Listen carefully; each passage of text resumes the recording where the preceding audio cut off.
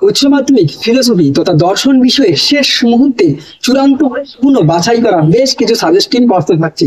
এই প্রশ্নগুলি এবছরের পরীক্ষায় আসার সম্ভাবনা কার্যত প্রায় নিশ্চিত তুমি বলতেই পারো।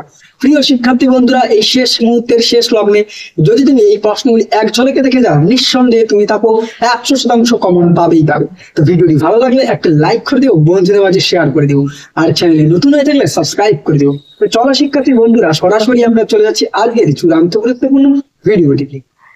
তো সরাসরি আমরা চলে আসলাম একেবারে প্রশ্ন উত্তর পর্বের দিকে। এই প্রশ্নগুলি একেবারে চূড়ান্ত গুরুত্বপূর্ণ। 4 ও 8 মার্কের জন্য তুমি এই প্রশ্নগুলি অবশ্যই শেষ মুহূর্তে এক ঝলকে দেখে যাও। নাম্বার 1, মিলের অন্যয়ী ব্যতিরেকী পদ্ধতি ব্যাখ্যা করো। এর সাথে সংজ্ঞা, আকার, দৃষ্টান্ত, সুবিধা দুটি এবং অসুবিধা দুটি, এই বিষয়টি তুমি অবশ্যই দেখে রাখবে। নেক্সট, মিলের অন্যয়ী পদ্ধতি আলোচনা করো, সাথে সংজ্ঞা, আকার, দৃষ্টান্ত, সুবিধা এবং অসুবিধে, এই বিষয়টি অবশ্যই দেখবে। নেক্সট, বচনের আবর্তন কেন সম্ভব নয়, উদাহরণ সহ ব্যাখ্যা করো। এই বচনের সরল আবর্তন কি সম্ভব, আলোচনা করো, ভীষণ গুরুত্বপূর্ণ। নেক্সট, নিরপেক্ষ বচন বলতে কি বোঝো, গুণ ও পরিমাণ অনুযায়ী নিরপেক্ষ বচনগুলি শ্রেণীবিভাগ করো। উদাহরণ সহ নিরপেক্ষ ও সাপেক্ষ বচনের মধ্যে পার্থক্য করো। পরবর্তী প্রশ্ন, সরল আবর্তন ও সীমিত আবর্তনের মধ্যে পার্থক্য করো। আবর্তন কাকে বলে, আবর্তনের নিয়মগুলি উদাহরণ সহ লেখো। নেক্সট, বিবর্তন কাকে বলে, দৃষ্টান্ত সহ বিবর্তনের নিয়মগুলি ব্যাখ্যা করো। পদের ব্যাপ্যতা বলতে কি বুঝো, এ, ই, আই, ও বচনগুলি কোন কোন পদ ব্যাপ্য তা আলোচনা করো।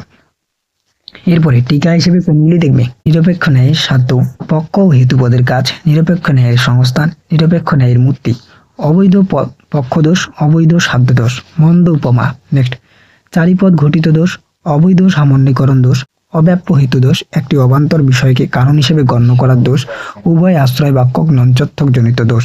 এরপরে সহকার্যকে কারণ বলে মনে করার দোষ। তাহলে চূড়ান্ত গুরুত্বপূর্ণ এই বিষয়গুলি তুমি অবশ্যই টিকা হিসেবে দেখো, নিঃসন্দেহে তুমি থাকো এর মধ্যে পরীক্ষায় 100% নিশ্চিত কমন পাবেই পাবে।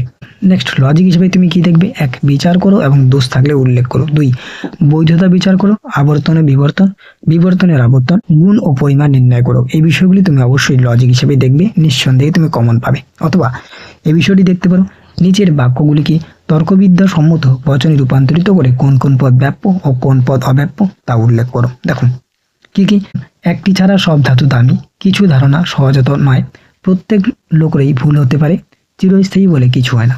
তো এই ছিল চূড়ান্ত গুরুত্বপূর্ণ ফিলোসফি তথা দর্শন বিষয়ের শেষ মুহূর্তের সাজেশন। আশা করা যায় যদি তুমি এই বিষয়গুলি এক ঝলকে দেখে যাও, নিঃসন্দেহে তুমি উপকৃত হবেই হবে এবং পরীক্ষায় কমন পাবেই পাবে।